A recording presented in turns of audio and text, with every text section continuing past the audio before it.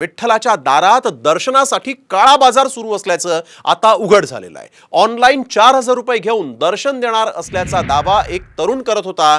अनेक भाविकांची अशा प्रकारे फसवणूक झाल्यानंतर पोलिसांनी या एजंटला आता पकडलेला आहे। हा तरुण एका राजकीय पक्षाचा पदाधिकारी असल्याची ही माहिती समोर आली आहे।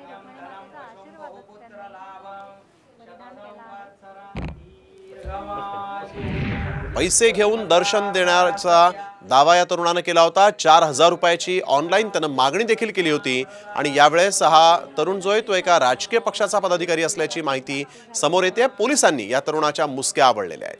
विठ्ठलाच्या दारात दर्शनाचा हा काळा बाजार सुरू आहे। पंढरपूरच्या विठुरायाच्या दर्शनासाठी मोठ्या प्रमाणात भाविक जात असतात आणि तिथंच दर्शनाच्या नावाखाली अशी सर्रास लूट सुरू होती।